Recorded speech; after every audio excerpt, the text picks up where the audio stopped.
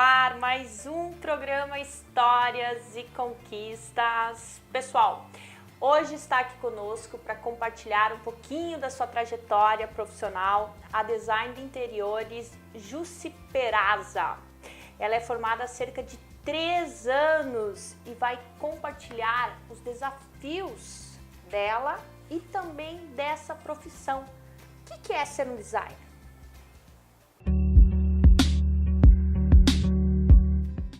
Jussi, seja muito bem-vinda ao nosso Obrigada. programa. Eu sei então que você me falou que faz 3 anos que você é formada. 3 anos, Pelo pouquinho. que eu vi, teve uma transição de carreira, que foi um Teve. desafio. Aham. Conta um pouquinho pra gente. Então, eu sempre trabalhei na área da saúde, né? Em consultórios de dentista.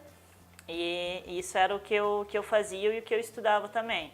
Porém, eu engravidei da minha primeira filha e eu senti que não ia conseguir, assim, ficar nessa área, estudando odontologia e partindo para... E ao mesmo tempo, estando grávida e toda aquela mudança de vida, primeiro filho, mas eu não queria ficar sem fazer nada.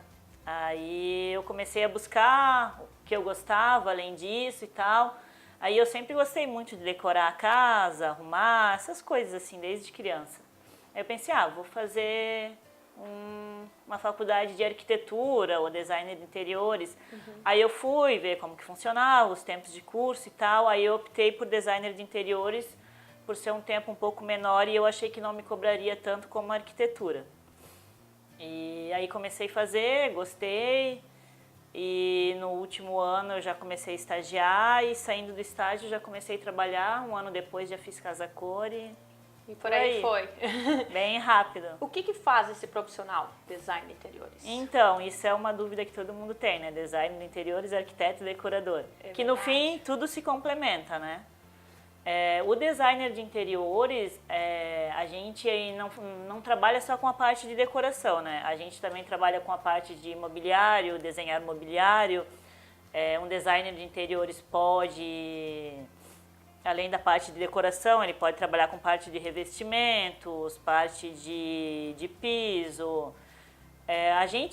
O que a gente não pode fazer, que um arquiteto pode fazer, a gente não pode assinar o projeto com um RT, que isso é uma coisa do CAL, que só o arquiteto pode, e não fazer obras desde o início, assim, para o pessoal entender mais, né? A gente não pode pegar um prédio para fazer, vou levantar um prédio, vou fazer uma casa, vou levantar... Que nem o arquiteto isso. E o engenheiro. Porque o arquiteto ele tem todo mais um conhecimento de levantar paredes, de estrutura, de cálculos, A gente entra quando o imóvel já está pronto. Escolhe os móveis. Aí o imóvel está lá pronto. Por exemplo, essa sala aqui está pronta e o casal quer morar. Aí a gente entra com essa parte, a gente desenha todo o mobiliário, faz toda a execução de marcenaria, vai lá, monta tudo, parte de cortinas, parte de móveis solto, móveis sob medida. É a parte de dentro do imóvel, né? A gente pode fazer tudo, revestimento, trocar porcelanato. Às vezes tem uma reforma, né? Tem ali uma parede pequena e que tu sabe, claro, buscando isso com o arquiteto, com o engenheiro, sabendo que tu pode tirar aquela parede, uma coisa pequena. Isso também é uma coisa que a gente pode fazer junto com um arquiteto parceiro, né? Um arquiteto acaba fazendo isso em parceria com a gente pode ir lá e consegue fazer também, porque aparece muita reforma, né, para designer de interiores. E às vezes o casal, quero tirar essa parede, quero ampliar o espaço, quero colocar de um outro jeito, a gente acaba conseguindo fazer também. Como que surgiu essa profissão? Como existiu quer dizer, no contexto É. geral, né? Não só meu, né? Era uma necessidade que se sentia de fugir um pouco do pessoal da arquitetura, porque designer de interiores é uma profissão meio nova, né? Pois é, ela é recente, assim, muitas pessoas até nem sabem. É uma profissão recente. E antes ficava tudo com o arquiteto, né? O arquiteto planejava a parte estrutural, já fazia parte de decoração, a parte de mobiliário. E aí fora do Brasil já é uma coisa que tem de mais tempo, né? Aí o Brasil acabou que começando a aderir e jogando no cursos de design de interiores, e aí foi onde começou. Qual foi a maior conquista profissional sua? A minha casa cor. Você assinou isoladamente esse ano? Esse ano e ano passado eu fiz com uma parceira, né? E pelo fato de eu estar formada há muito pouco tempo, né? Tem, por exemplo, a minha parceira do ano passado, ela trabalha há 17 anos, ela nunca tinha feito uma casa cor. Então, assim, tem profissionais que trabalham a vida toda e querem fazer uma casa cor e não fazem. Então, assim, pra mim, eu achei uma grande conquista, porque estava formada há 1 ano, fiz uma casa cor, esse ano eu fui convidada a fazer de novo. E assim, é muito gratificante, né? Porque casa cor é casa cor, né? É o maior reconhecimento que tem, né? Com certeza. E o que é importante nessa profissão? Importante. Ser um pouco psicólogo. Ah, é? Por quê?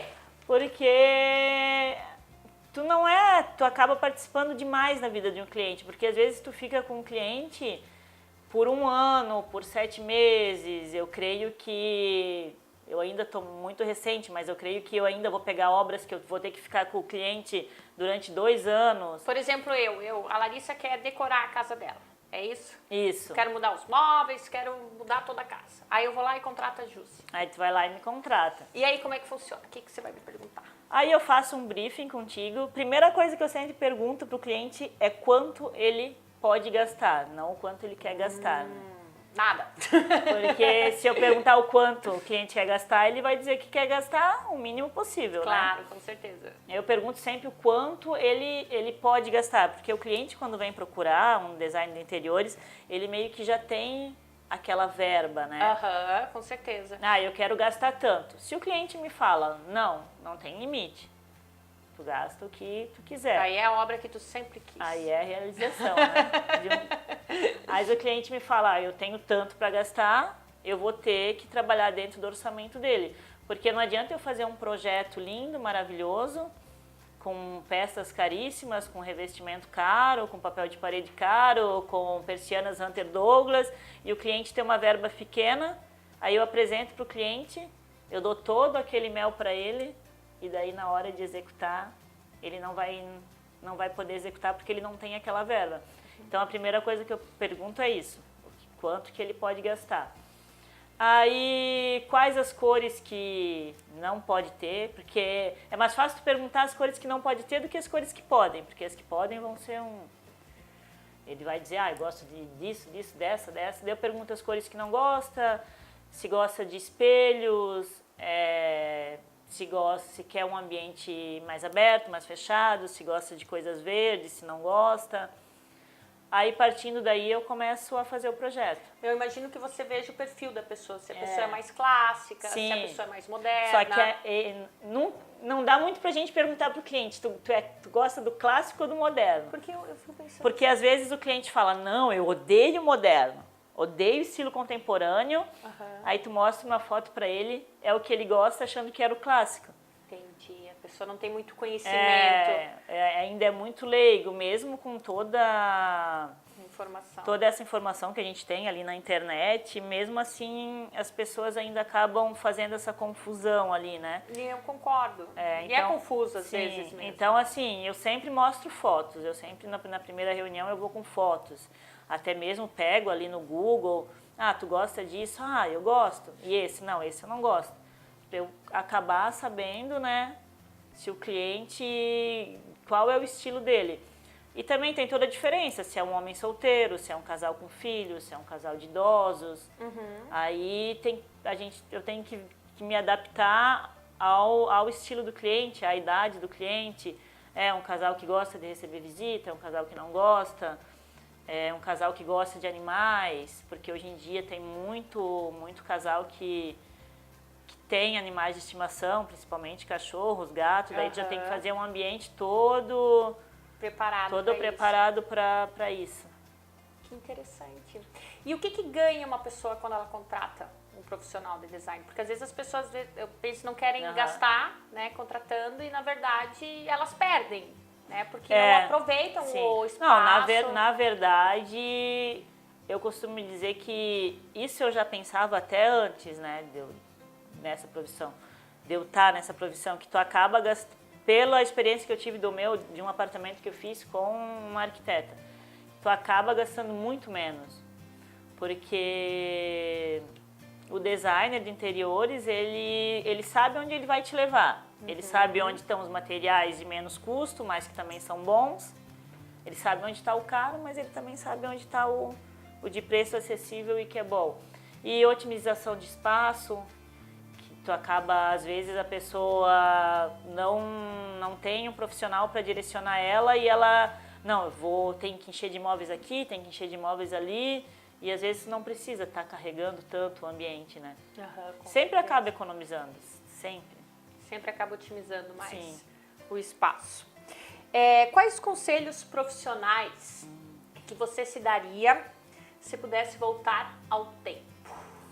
Dar valor à nossa profissão, dar valor a nós mesmos, porque às vezes a nossa profissão assim também é uma profissão muito ingrata. Ah, é? Porque é aquilo que a gente estava falando, às vezes as pessoas acham ainda que não precisam da gente. E quando eles vêm nos procurar, eles acabam vindo com uma outra ideia do que o que a gente faz, ou do que é o que a gente cobra. Então, assim, eu acho que eu me daria mais valor, que é uma coisa que eu já estou aprendendo, assim. Que tu vai ganhando essa autoconfiança com o tempo. Vai ganhando essa autoconfiança com o tempo. Eu acho que é isso. Legal. Nós temos que dar um tempo pro break. Daqui a pouquinho estamos de volta.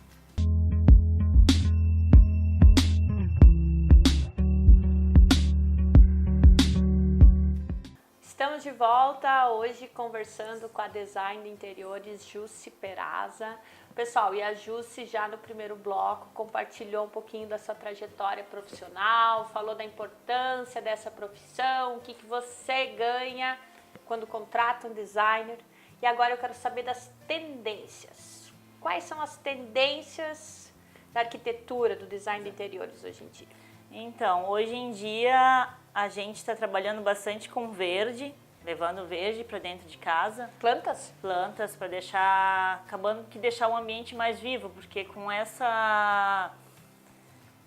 esse monte de prédios tu acaba que perdendo aquela essência, né? Se vê dentro daquele quadrado ali e às vezes não tem vida. Então, a gente está trabalhando bastante com verdes, cores fortes também, cores vibrantes. Esse ano, a cor do ano eleita pela Pantone é a cor Ultraviolet.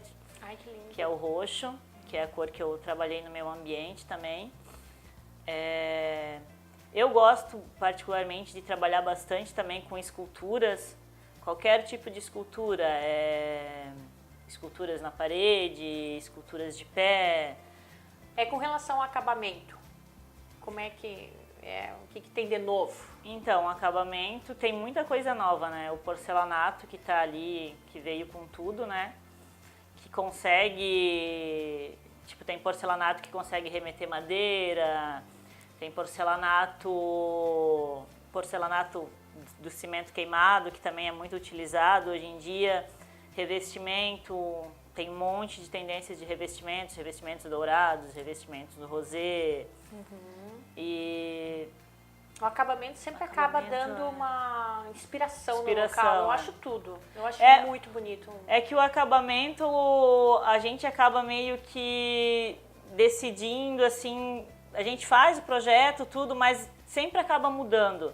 Porque o cliente acaba indo na loja, acaba vendo um acabamento que ele não tinha visto e acaba gostando. Um revestimento de parede, um papel de parede. Nessa parede eu quero um revestimento. Daí acaba vendo um papel de parede. Não, eu quero um papel de parede. Então é uma coisa que a gente sempre acaba vendo no meio do caminho ali do projeto, né? Entendi. Sempre tem uma ideia antes e tal, mas o cliente sempre acaba vendo uma coisa que ele gosta mais e a gente tem que acabar mudando. E isso é bom?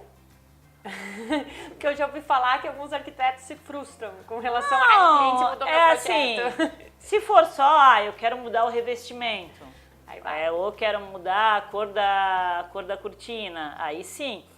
Mas o projeto todo é meio frustrante, né? Comigo, particularmente, nunca aconteceu. De chegar lá no meio do caminho e o cliente querer mudar o projeto, mas eu sei que acontece. Mas deve ser frustrante, porque se tu já está no meio do caminho de mudar todo um projeto, é muito difícil, né? Porque tu já começou, tu já fez muita coisa, então tu ter que mudar é muito difícil. Mas, assim, ter que mudar alguma coisa em mobiliário solto ou decoração, isso acho que acaba que não interfere muito, assim. Não tem essa vaidade? Porque, na verdade, tu tem que estar ciente de que tu está fazendo o projeto, mas o projeto é do cliente, né? É do cliente, né? É o que ele quer, é o que ele gosta. Com certeza. Eu não posso estar passando, de repente, a minha vontade para o cliente. Ah, eu gosto de tal cor e eu ter que empurrar aquela cor para o cliente. Então, assim, todo mundo muda de ideia, né? Com certeza. Eu mudo. Todo mundo muda. E a iluminação? Então, iluminação eu acho que é uma das partes mais importantes de um projeto. É mesmo? Porque a iluminação muda tudo, né? Hoje em dia a gente trabalha bastante com LED, que era uma iluminação que antigamente não era muito trabalhada. LED em móveis, LED em mobiliários, bastante LED em sancas de gesso. E é uma parte muito importante porque a iluminação, às vezes tu olha lá, as pessoas olham e acham que é tudo igual, mas não, a gente tem iluminação neutra, a gente tem iluminação branca, a gente tem a iluminação amarela e dependendo dessas cores, tu pode estragar o ambiente.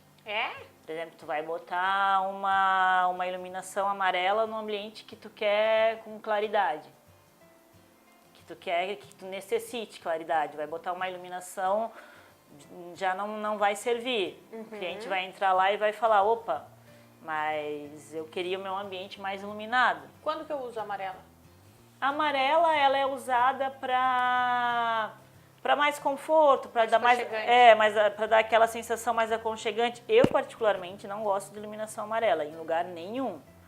Eu, Jus Peraza, como pessoa, eu gosto de iluminação, de vida, assim.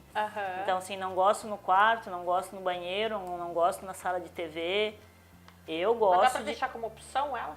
Sim, hoje em dia com automação a gente pode deixar como opções, né? Pode fazer cenas na automação que tu pode mudar toda a iluminação. Uma iluminação mais aconchegante, mais fraca. Ah, não, agora eu quero o meu ambiente mais iluminado. Mas assim, a iluminação amarela, ela é mais para essa coisa de tu se sentir mais aconchegado e tal. Ela passa mais esse efeito, né? Porque ela é um pouquinho mais escura. A iluminação branca já é uma coisa mais iluminada, assim, né? Vai de cada cliente, mas a gente sempre tem que passar para o cliente onde pode e onde não pode, para ele acabar não errando, não colocando uma iluminação onde não poderia e daí depois no resultado final ele, opa, mas não era isso que eu queria. Porque pode mudar tudo. Pode mudar tudo.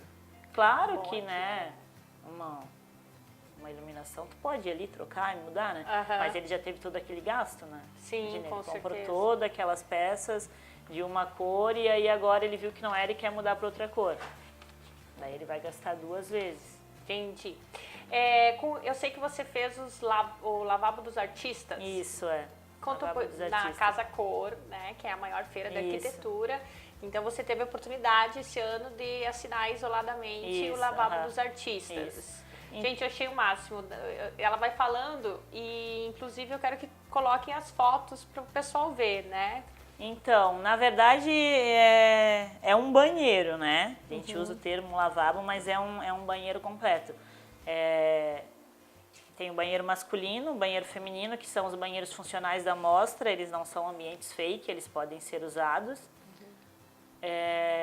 Eu quis trazer por que o nome Lavabo dos Artistas? Porque geralmente quando tu vai numa balada ou em um restaurante, em um consultório, tu entra no lavabo, é tudo tão certinho, tão mimimi, aquela corzinha e tal. E o que eu quis trazer é que tu pode usar mais. É um ambiente que tu pode fazer nele o que tu quiser. Porque não é usado só por uma pessoa, né? É usado por várias pessoas. Na casa é a visita, né? Com certeza. Todo mundo que tu recebe lá vai passar pelo teu lavabo. Em restaurantes, baladas, todo mundo passa pelo lavabo. Então eu quis trazer essa coisa de artistas porque eu quis trabalhar uma coisa mais glamurosa, né? Aham. Eu trabalhei bastante com peças douradas, trabalhei com preto, trabalhei com roxo, que é a cor ultraviolet, eleita a cor do ano pela Pantone. E aí no banheiro feminino eu trabalhei com uma coisa mais clarinha, mas também trouxe um camarim para as mulheres que querem sentar, querem se arrumar, retocar a maquiagem. Elas têm um lugarzinho delas lá, elas sentam, elas retocam a maquiagem. E no banheiro masculino eu quis trazer um pouco sustentabilidade e também levar ao homem a prática de higiene, porque o homem muitas vezes ele vai no banheiro e ele não lava as mãos, né? A gente sabe que isso é verdade.